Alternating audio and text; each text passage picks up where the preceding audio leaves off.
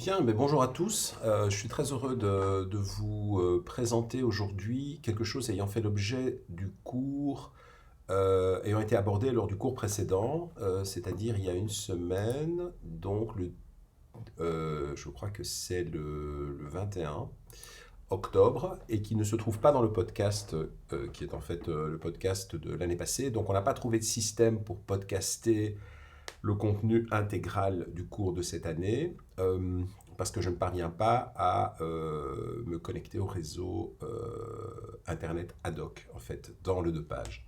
On va essayer de résoudre le problème, mais bon, en attendant, voilà comment on va procéder. Je mets à votre disposition l'ensemble des podcasts de l'année passée qui reprennent globalement les informations qui sont transmises cette année. Et quand une information nouvelle vient à apparaître, donc présentée oralement, pour ceux qui ne sont pas présents et à qui j'ai dit que les podcasts suffisaient, en plus des lectures conseillées bien sûr et des données, les slides, à ce moment-là, je fais un podcast spécifique. Donc c'est typiquement le cas aujourd'hui où je voudrais faire un podcast spécifique sur la manière d'aborder la question de la modification des biais d'approche et d'évitement chez les personnes alcooliques. Donc ceux qui étaient présents il y a une semaine savent que j'ai passé du temps à présenter cette étude. Alors, l'élément d'introduction ou de rappel, si vous voulez, des choses qui ont été abordées, c'est que on regarde le comportement, et en particulier les comportements qui sont dérégulés, c'est-à-dire les comportements pour lesquels les personnes ont perdu un peu de contrôle. Ils peuvent être de différentes natures, hein, alimentaires, relationnelles. Évidemment, ils appartiennent bien souvent, quand on pense au comportement mal contrôlé, au spectre au registre des addictions.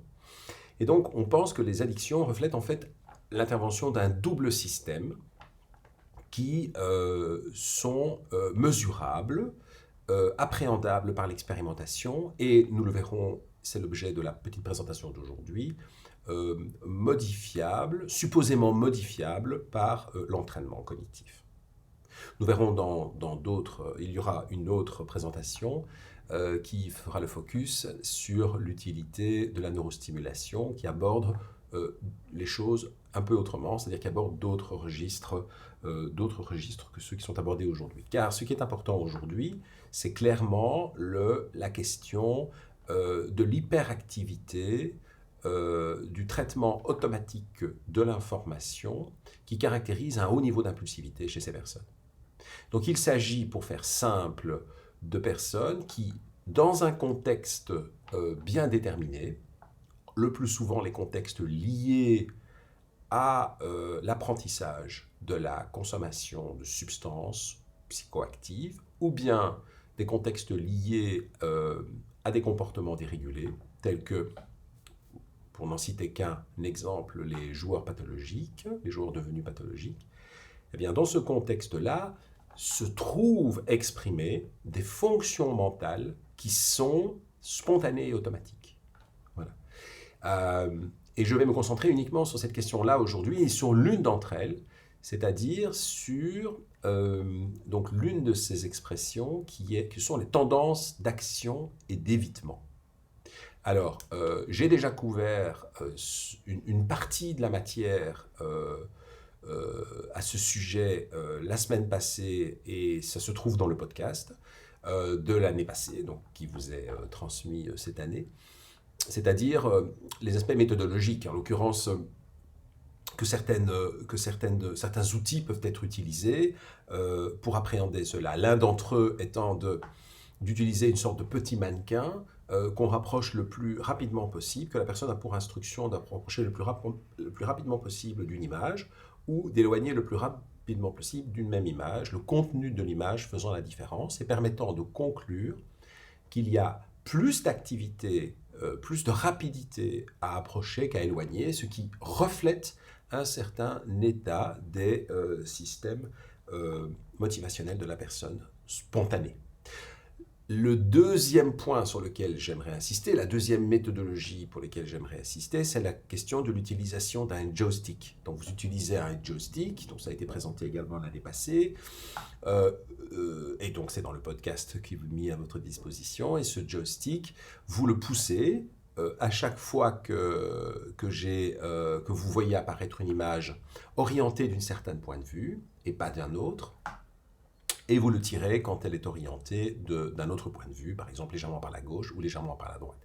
L'expérimentateur a pris soin de contrôler la nature de l'image présentée dans le rectangle, et donc, incidemment, on va dire les choses comme ça, on peut, en calculant le delta des temps de réaction, d'approche et d'évitement pour non pas l'orientation des images, mais bien le contenu de l'image au final, on peut ainsi obtenir un score qui est un score, lorsqu'il est supérieur à 0, mettons qu'on l'organise comme ça, montre un biais d'approche. Ça veut dire que les personnes sont plus rapides, plus promptes à approcher le joystick, donc fondamentalement à tirer sur le joystick pour qu'apparaisse l'image vers eux, et plus rapide à l'éloigner, c'est-à-dire à pousser le joystick pour que l'image rétrécisse légèrement. Vous voyez, donc ce sont des systèmes qui permettent de faire cela.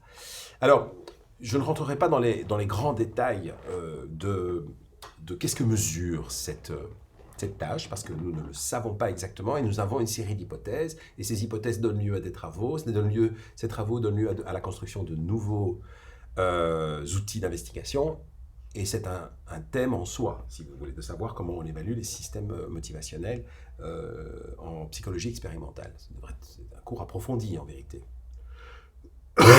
qui ne devrait être destiné que, possiblement, qu'aux futurs chercheurs ou aux gens qui sont vraiment, qui se donnent pour vocation de travailler dans le domaine des sciences expérimentales. Mais ce que je voudrais faire aujourd'hui, que je n'ai pas pu faire l'année passée, parce que l'article n'était pas sorti, c'est vous présenter brièvement, mais en vous montrant quand même les choses d'une manière suffisamment précise, je voudrais vous parler des résultats d'une étude importante qui a été publiée par une équipe donc essentiellement australienne. Donc Victoria Manning est la première auteure et le dernier auteur est Antonio Valeggio Garcia. Et si vous regardez bien, l'ensemble des auteurs sont en fait des gens qui ont un doctorat en philosophie, donc en sciences de manière générale. Il ne s'agit pas de médecins, donc vous avez essentiellement un traitement qui a été construit par les psychologues, qui s'est appliqué dans un dispositif et dans un milieu clinique. Mais comme vous voyez, il n'y a pas de MD. Donc c'est vraiment un travail, je dirais, de psychologues, comme le sont Valeggio Garcia et Madame Manning. Valeggio Garcia étant neuropsychologue à la base et ayant petit à petit, au cours de sa carrière, développé des connaissances dans le domaine clinique et tenté de lier les aspects de neuropsychologie, donc du fonctionnement mental tel qu'il était compris en neuropsychologie, avec le fonctionnement des patients.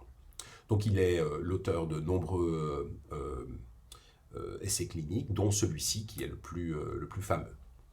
Alors, il s'agit ici essentiellement d'un essai clinique qui consiste à se demander si, lors de la période de sevrage alcoolique, alors dans le dispositif australien, le sevrage alcoolique dure une grosse semaine, ce qui est bien inférieur au type de traitements qui sont promulgués en Belgique et en particulier à l'hôpital associé à mes activités de chercheur, qui est l'hôpital Brugman et sa salle de traitement de l'alcoolisme, où la phase de sevrage proprement dite, donc si vous voulez la phase de réhabilitation, comme on dit souvent en anglais, dure entre 3 et 4 semaines. Donc on est dans un dispositif un peu différent ici, les gens sont une semaine hospitalisés, ils reçoivent des médications de substitution. Le plus vite possible, cette médication, évidemment, est enlevée avec un schéma très, très rapide, je dirais presque brutal, par rapport au schéma qui existe ici. Et quand ils sortent, ils reprennent leur vie. Il n'est pas précisé dans cette étude exactement s'ils retournent à domicile ou s'ils retournent dans une communauté de vie, ou éventuellement, et quel type, il n'est pas précisé non plus le type de soins qu'ils reçoivent par la suite, c'est-à-dire des soins psychothérapeutiques ou pas de soins du tout, un suivi de soutien, etc. Donc le plus souvent, il aurait proposé un suivi de soutien, mais la nature de ce soutien, évidemment, est relativement peu précisée. Et dans la plupart des études cliniques, d'ailleurs, réalisées par des expérimentalistes, assez étrangement, on retrouve assez peu d'informations sur ce que devient le patient. Or, cette étude, évidemment, s'intéresse beaucoup à son devenir, car il teste une procédure de remédiation cognitive. C'est-à-dire que, à l'aide du joystick dont j'ai parlé tout à l'heure, plusieurs centaines de participants vont participer soit à... Non, je pense que ça défile bien ici. Donc voilà le tableau qui permet de savoir exactement comment les gens ont été sélectionnés. Donc presque un millier de participants, de patients en traitement, distribués sur 3 sites de traitement. Ce qui permet ensuite de faire une évaluation de l'effet entre les sites.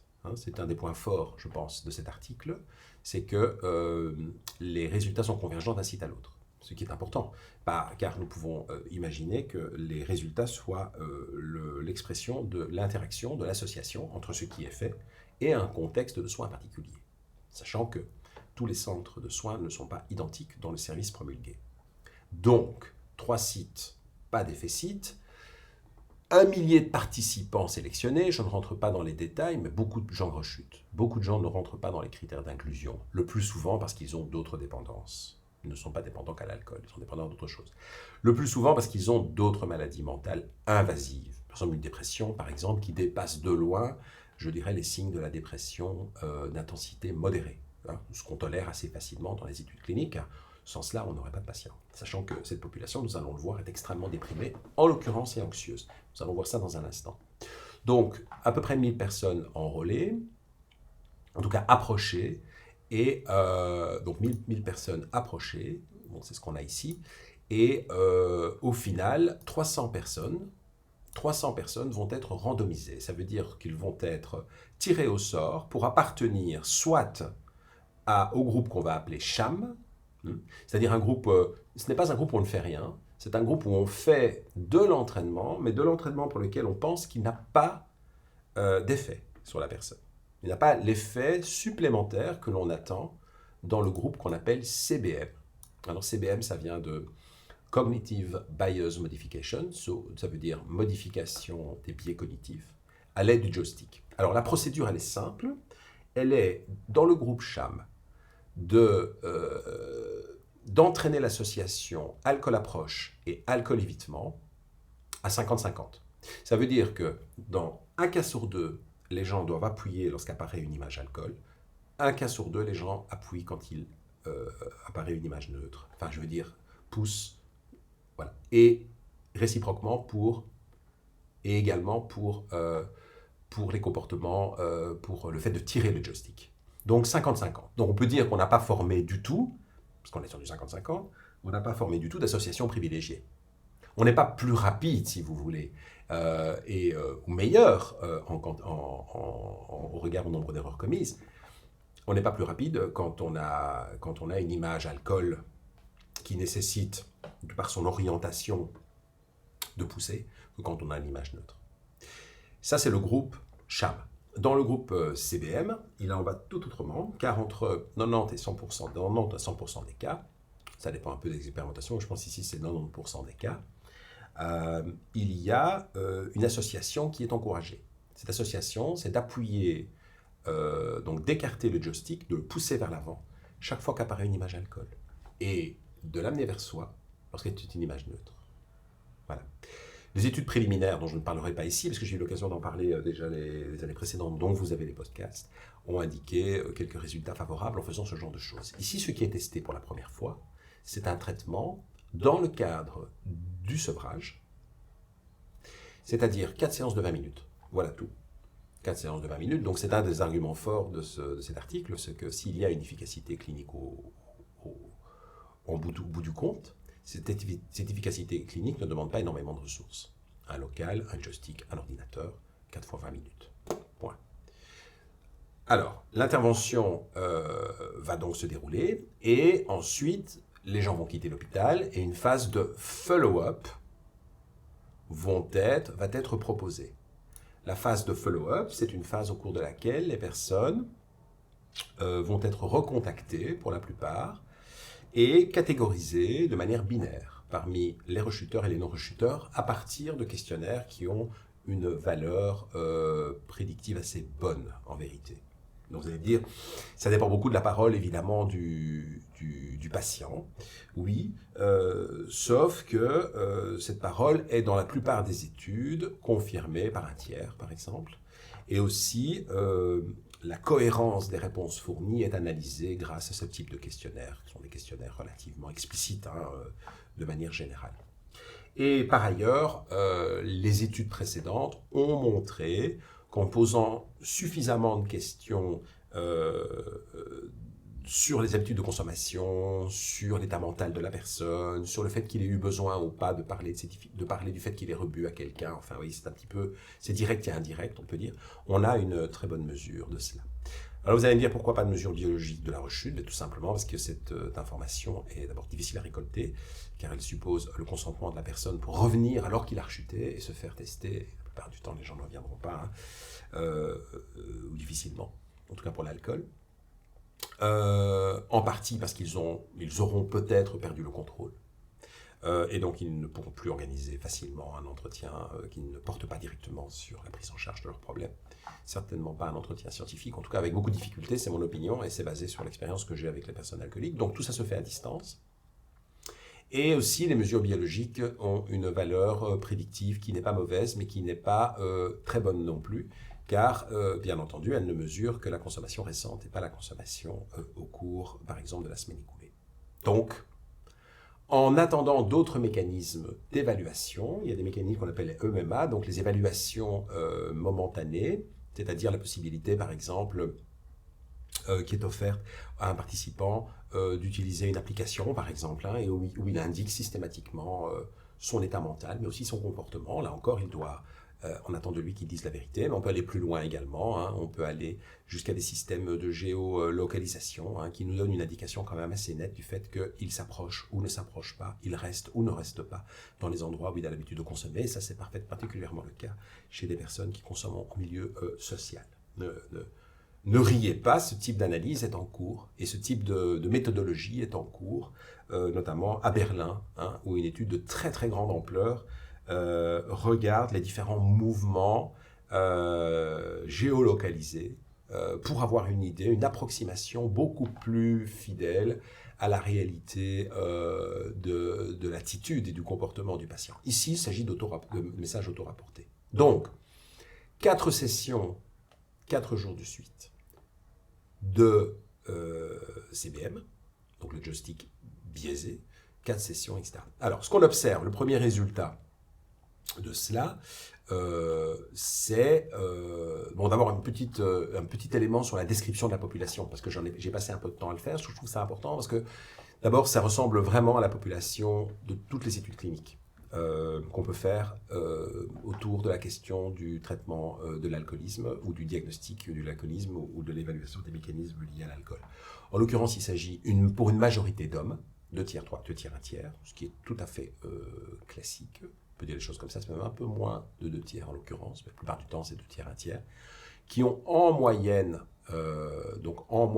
entre 40 et 45 ans, en moyenne, donc 43 ans, 42 ans. Les 2 groupes, bien sûr, sont, d'un point de vue méthodologique, appariés sur cette question.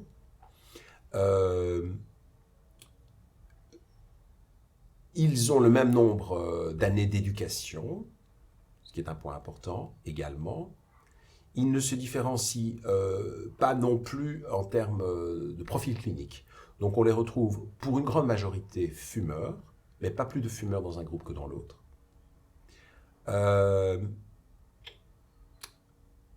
Ils ont des consommations, une minorité de ce groupe a des petites consommations d'autres substances, mais pas au point d'avoir une véritable dépendance à ces substances. Oui, on pense essentiellement au cannabis et possiblement aux hallucinogènes ou éventuellement à la cocaïne récréationnelle. Vous voyez, donc décision clinique à prendre. Est-ce qu'on exclut toutes les personnes qui ont été en contact ou qui sont encore en contact avec d'autres produits psychoactifs? C'est une décision, c'est une décision clinique à prendre, à se discuter au moment de l'établissement d'un protocole.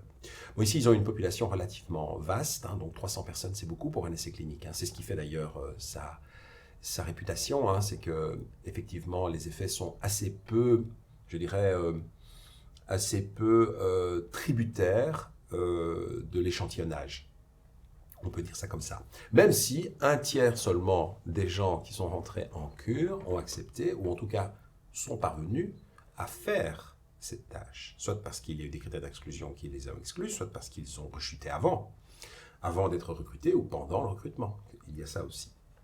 Alors, des informations sur les troubles psychiatriques actuels. Il est impossible de les exclure tous.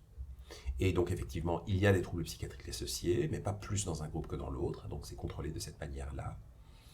La consommation au cours des 30 derniers jours, donc très élevée. Hein, donc, si on regarde... alors ici, on est, si vous voulez, il y a deux manières de calculer ça. Donc la première, c'est le nombre de jours au cours desquels, le nombre de jours total de consommation au cours des 30 derniers. Ben, c'est quasiment 30, hein. C'est 27 jours sur 30, donc ils consomment tous les jours. Et aussi, quelle est la quantité consommée au cours des 30 derniers jours. Donc en fait, là, on est en grammes d'alcool. Et donc, de manière générale, on n'est pas loin d'une vingtaine allez, on va dire, pour faire simple, d'une vingtaine de bières par jour en moyenne. Alors, je pourrais vous raconter qu'il y a 10 grammes d'alcool dans la bière, il y en a dans la bière simple, voilà, il y en a un peu plus dans les bières spéciales, grosso modo, mais on est autour de 10 grammes d'alcool. Et si on prend l'équivalent d'un shoot de whisky, on est aussi à 10 grammes, etc., etc. Donc, on évalue tout ça de cette manière. Pardonnez-moi. Alors, le résultat principal, l'un des résultats principaux, donc on le retrouve ici, je suis sûr que vous voyez bien ce que je vois, c'est qu'il y a à force d'exercer le lien, l'association, la réaction, si vous voulez, de rapprocher une image alcool à une image neutre et d'éloigner une image alcool, ben effectivement, par rapport aux images alcool, on voit qu'il y a dans le groupe qui a fait cela de manière systématique, donc le groupe CBM que je surligne en bleu, on voit qu'ils ont acquis, et c'est une information importante, bon, absolument attendue, hein, aucune découverte là-dedans, mais ils ont acquis un biais d'évitement. Ils l'ont acquis. Donc ils sont plus rapides pour éloigner l'image alcool, grosso modo, et un peu plus rapides pour rapprocher l'image neutre, non-alcool. Alors, l'image alcool, le plus souvent, c'est des images de bière, c'est des images de personnes qui boivent, on peut toujours discuter, et c'est associé culturellement. Hein. Donc, il ne s'agit pas d'arriver avec de la Jupiler en Australie. Hein. Il s'agit d'utiliser des bières, Budweiser, des choses comme ça qui sont utilisées par les personnes. En l'occurrence, ici, je ne crois pas que le matériel ait été personnalisé au-delà de cela. Enfin, ça peut se faire également, c'est-à-dire que les buveurs de vin peuvent avoir des verres de vin, les buveurs d'eau, les buveurs de bière, les buveurs de whisky, etc. Donc on peut adapter, il y a des stratégies qui sont des stratégies d'adaptation du matériel utilisé, de personnalisation du matériel utilisé, mais ici en l'occurrence, je pense qu'il s'agissait d'un set relativement large qui couvrait assez bien les différents aspects de la consommation d'alcool chez ces personnes. Donc on a réussi à former un biais d'évitement par apprentissage, tout simplement. Hein. Rien de spécial là-dedans. Alors, le résultat principal, il ne se trouve pas sous forme d'un graphique. Il se trouve dans le texte. Et le texte est que... Alors, je vais vous prendre... je vous mets évidemment, je vous ai mis ça en lecture conseillée, bien entendu. Je regarde les key points hein, pour vous montrer simplement ça. Donc, l'image principale, il est ici. Hein, parce que donc 300 personnes ont été testées, ont été entraînées. Certains ont été entraînés de manière... conformes aux hypothèses, d'autres ont été entraînés sans qu'on ne pense qu'il y ait le moindre effet. Et on compare les deux groupes, et en comparant les deux groupes, au cours des 2 semaines qui suivent leur départ de la cure, donc au cours de ces 2 semaines, on remarque une différence du taux de rechute. Voilà, ça c'est l'idée principale.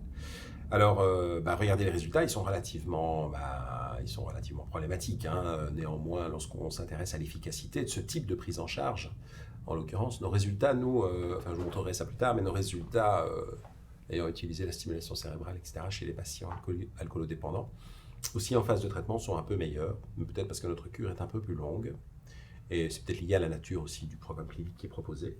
Mais ici, on est grosso modo pour les personnes qui ont eu presque rien, c'est-à-dire finalement une tâche à réaliser qui ne demande pas énormément d'efforts. C'est une tâche de catégorisation en fait. Il faut discriminer et catégoriser et appuyer sur un joystick, enfin pousser un joystick, le tirer. 54,4% d'entre eux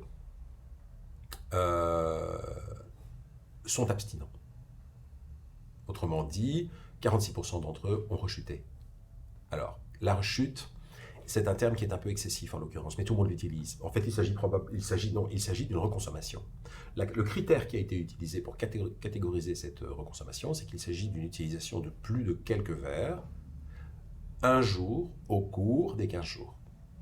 Alors, bien sûr, il y a des études qui montrent que quand on consomme quelques verres au cours du même jour, juste après une cure, la probabilité qu'on soit en perte de contrôle proprement dite est élevée. Ce que cette étude-ci ne montre pas parce qu'elle s'arrête à 2 semaines, on ne sait pas ce que deviennent les gens. En revanche, dans notre étude, dont je parlerai, nous avons des indications plus précises, car nous savons que ceux qui auront rechuté, enfin qui auront reconsommé, qui appartiendront donc au groupe des reconsommateurs, au cours des 15 jours ayant suivi une cure d'intoxication, sont également ceux qui continueront à boire au cours de l'année suivante. Voilà. Donc c'est quand même une bonne indication, effectivement, la consommation d'alcool au cours des 15 premiers jours, car ça nous donne une bonne idée de ce que ces gens vont devenir. Et le plus souvent, quand ils reconsomment au cours de ces 15 premiers jours, ils repèrent le contrôle par la suite.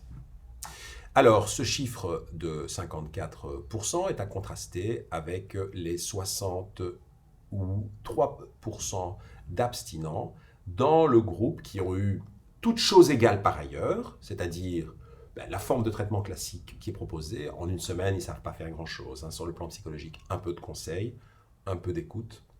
Il n'y a pas de traitement spécifique mis en place, traitement psychothérapeutique bien sûr, aussi bref qu'ils peuvent être de temps en temps. Les 7 jours n'y suffisent pas, sachant que les 2 ou 3 premiers jours, ce sont des jours essentiellement qui sont liés au sevrage médicamenteux proprement dit, c'est-à-dire il y a des effets de benzodiazépines qui sont consommés chez la personne pour éviter un phénomène d'excitabilité du système nerveux central qui dans certains cas, peuvent mener à des pertes neuronales importantes et des crises d'épilepsie, voire des crises d'épilepsie, et dans certains cas, des crises d'épilepsie qui peuvent très mal se passer. Donc, la personne je dirais, on administre à la personne des gros sédatifs, en vérité, des gros inhibiteurs, des médicaments, en fait, qui augmentent essentiellement la transmission inhibitrice. On ne rentre pas trop dans les détails de cela. Et donc, voilà, les 2 chiffres à contraster sont très simples. Cette étude est vraiment simple dans le concept. 54% des personnes sont abstinentes dans le groupe qui n'a rien fait, ou très peu, versus 63%. Vous avez donc une différence ici d'un peu moins de 10%. Cette différence est significative. Donc, l'essai clinique conclut que le simple fait de pratiquer des activités un peu ludiques malgré tout, même si c'est un peu répétitif, c'est 20 minutes, 4 jours de suite, c'est pas tant que ça, a pour effet de prévenir la rechute à court terme. Chez les consommateurs d'alcool à très haut risque, bien sûr, parce qu'ils sont hospitalisés pour cela, et donc recommande cette méthode comme une méthode supplémentaire aux méthodes cliniques communément utilisées. Donc ça, c'est ce que vous retrouvez essentiellement dans les conclusions. Pardon encore. Dans les conclusions, en disant finalement c'est relativement peu cher, c'est relativement sécurisant, il ne peut pas se passer grand-chose. Et clairement, c'est une méthode qui pourrait être, je dirais, standardisée. Et les auteurs font référence aux guidelines, donc aux recommandations qui sont faites pour le traitement de l'alcoolisme en unité de traitement aigu, donc le sevrage, c'est-à-dire ils arrêtent de boire, ils tremblent, ils ont des signes de sevrage.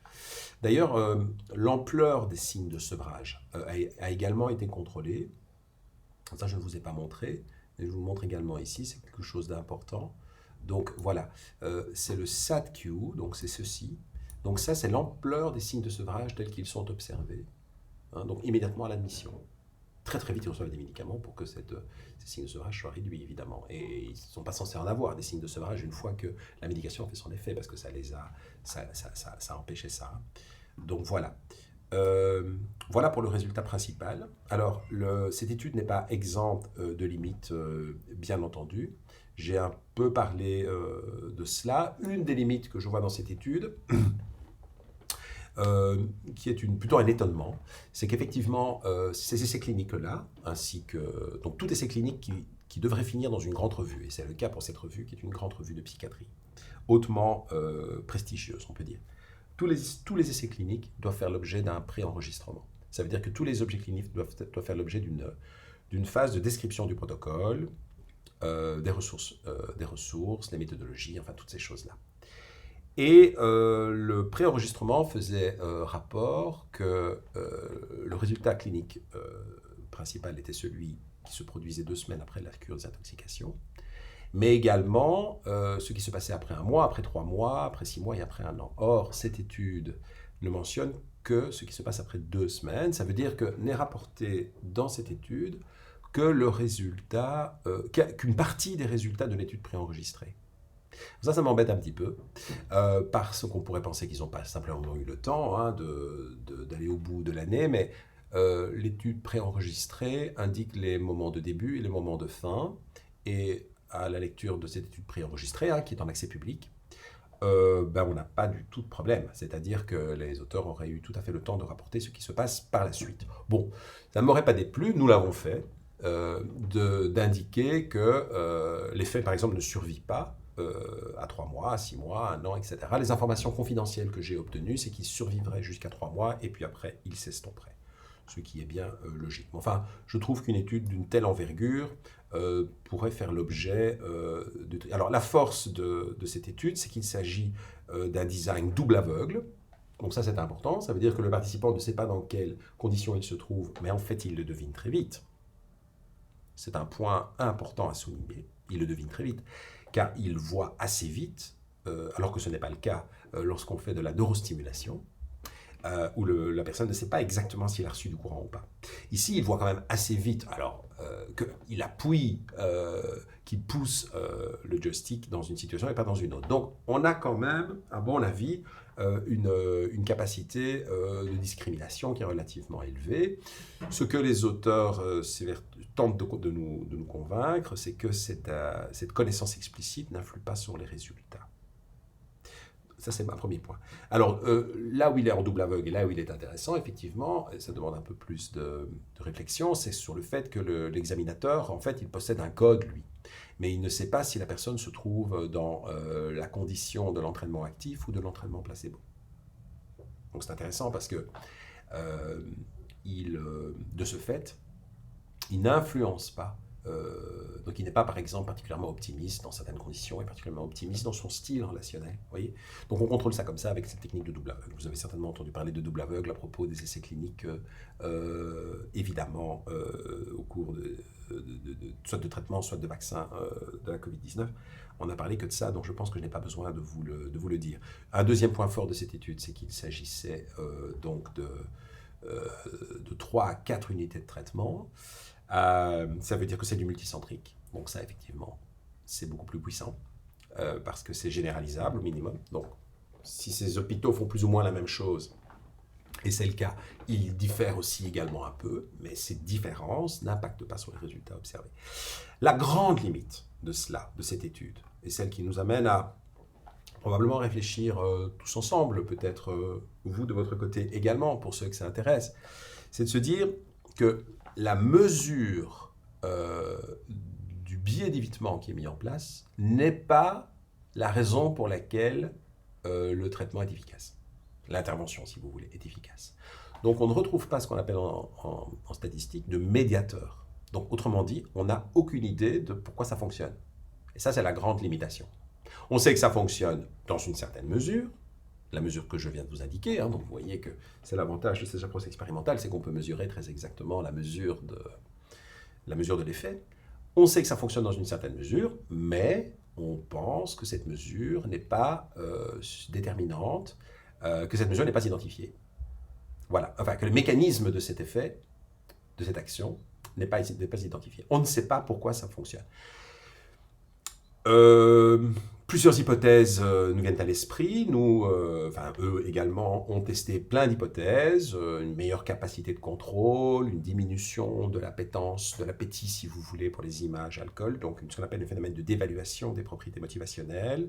Donc les images alcool seraient jugées moins attractives, etc., par le fait qu'elles Tout ça était tout à fait plausible.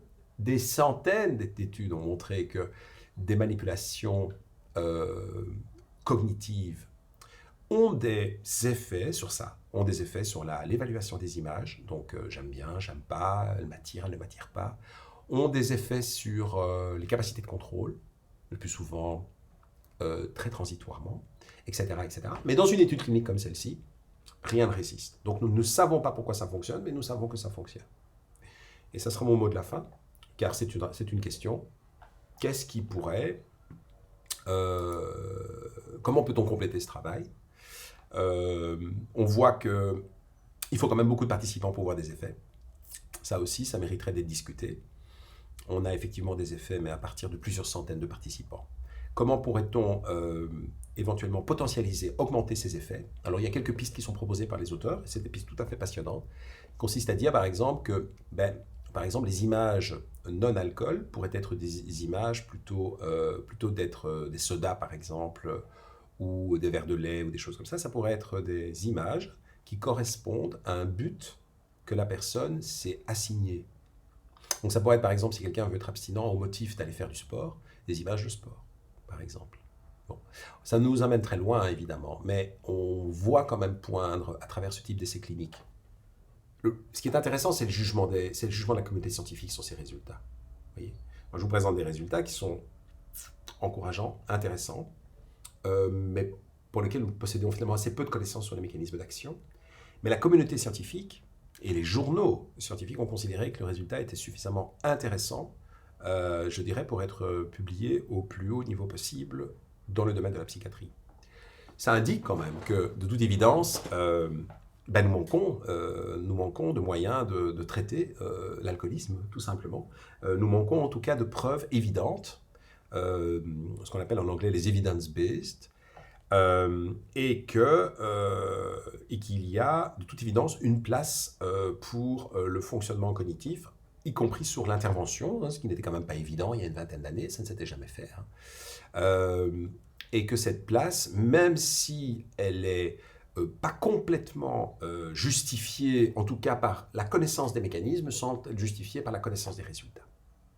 Voilà, ça laisse à chacun le soin de se faire une idée de l'état de nos connaissances et aussi de la motivation qu'il y trouve à ce que cette mode de pensée, ce mode d'action, cette réflexion sur la clinique se prolonge et vers où elle va nous amener. Voilà, j'aurai l'occasion dans une deuxième capsule vidéo, je ne sais pas combien de temps a duré celle-ci, je m'en rendrai compte très vite, mais j'aurai l'occasion, 37 minutes, bon, c'est pas mal, j'aurai l'occasion dans une deuxième capsule vidéo de vous reparler d'un protocole assez semblable, un peu plus modeste en nombre de participants, mais ayant utilisé l'entraînement cognitif, une autre forme d'entraînement cognitif associée à de la stimulation cérébrale, corticale, donc transcrânienne, électrique à courant continu. Je vais vous parler de ça. Et dont j'en parlerai bien sûr au cours. Et pour ceux qui ne seront pas au cours, et je sais que vous serez nombreux parce que vous m'avez communiqué que vous ne pouvez pas y être et que je vous ai, professeur Copinala et moi-même, nous vous avons rassuré quant au fait que nous allons mettre à votre disposition du matériel audiovisuel, eh bien je ferai une vignette, une capsule, on peut dire, assez longue, mais une capsule vidéo du même type. Bonne continuation et bonne journée.